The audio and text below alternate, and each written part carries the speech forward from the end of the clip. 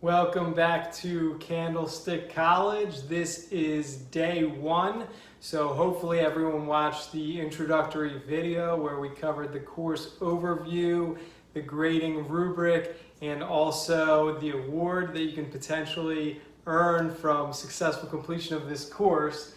But we're going to get right into day one here. So here is the course overview. We just started week one, so this is where we are in the course overview.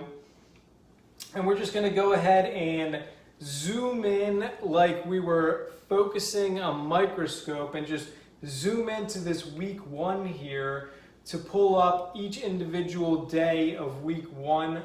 So in week one, we're going to first talk about some of the sources at all of our disposal, public sources that anyone can access. And then we're going to talk about some of the information behind those sources, some of the data derived, and the axes of these charts. And then we're going to lastly talk about the time frame. And we're going to do this all in week one. So it's going to be a super busy week, so let's get right into day one here of sources.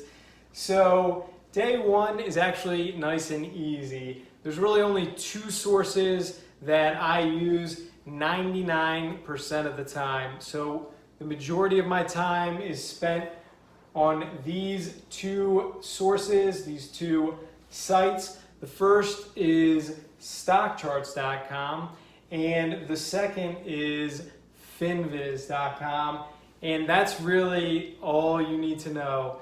So don't even bother with anything else. Yahoo, CNN, Mad Money, because these are all just distractions, and there's so many ads on these sites too, you just get lost. And it's really simple if you keep it to these two. So for your own knowledge, you really just need these two sources right here. And we're going to go through each of these sources today, and that's what we're going to spend all day on right now. So stockcharts.com is the first source, and this is where you're going to come to. This is the home page, and you can search in the command line in the search tool. You just type SPX in search, and that's going to bring up the S&P 500, which is a large index of 500 large companies. So if you type in SPX on the search command, you're going to come up with the chart. It's a stock chart of SPX, and this is the S&P 500 Large Cap Index Fund. And this is great for getting a broad overview of how the markets are doing. So this is how it's going to look, and this is courtesy of stockcharts.com.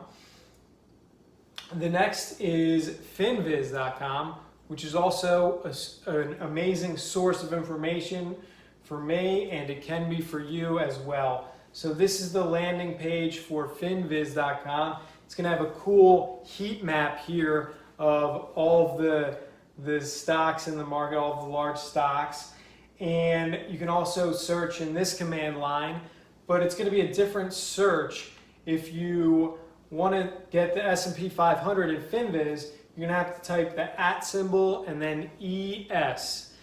You know, each site is different coming up with their tickers, so just remember that it's @ES on finviz, and on stock charts it's going to be SPX. So that's important to get that straight right away, but those are the only two sources you need. So this is basically it for today, and I'll leave you with your homework to do.